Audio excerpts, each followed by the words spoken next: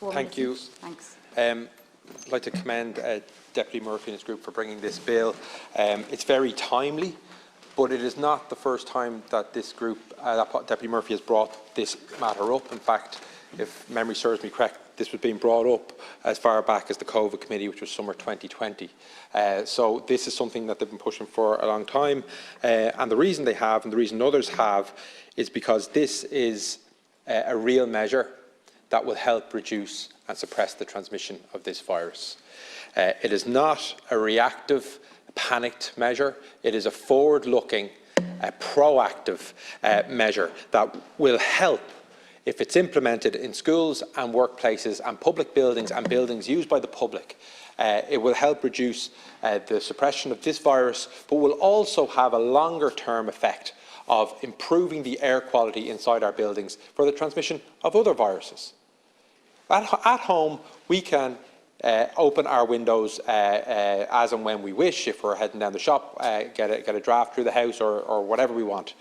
We don't have that luxury in businesses and workplaces and in schools.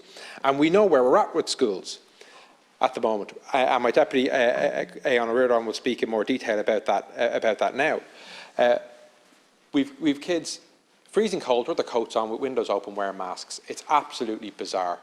We don't want to sit here criticising government policy just because we're in opposition, but it's hard not to criticise something so bloody ludicrous when you have and have been speaking, we've been speaking about a potential solution for over a year, for nearly a year and a half. HEPA filters work.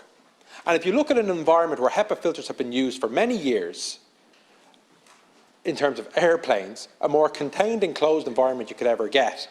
They've been using HEPA filters for years, and all studies that have been done in relation to the spread of this virus in terms of airplanes have said that the risk of actually being on an airplane, I'm not talking about travel or anything like that, the risk of being in that environment and spreading the virus is very low because of the use of HEPA filters. Yet we're not putting them in schools where our children are learning. We're not putting them in businesses. We're not putting them in venues where the arts are able to work. We're not doing that. Why? Because this government continue to take a reactive, panicked approach. They continue to hope that every wave is going to be the last, even though WHO have said that this pandemic is going to be here till 2023, and we need to put in place long-term measures to pandemic-proof as best as possible our society, to protect our health service, to protect our children in school, to protect our workers, and protect society.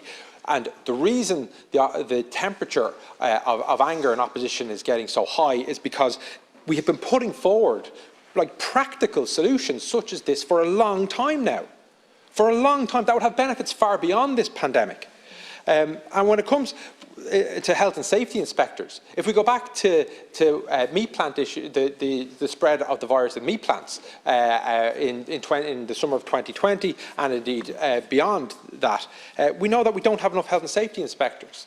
We need to resource the HSA to ensure that we have inspectors that are able to go in and monitor workplaces and schools and public buildings in terms of the measures that are proposed in this bill. I mean, this is good public health policy. This isn't radical stuff. This is proven good public health policy. So it beggars belief as to why this has not been done, because as we're hearing, money is not an object here. This is actually political will, and that's why we're so angry. So we fully support this bill. This is a very, very good bill, and it has our support. Thank you.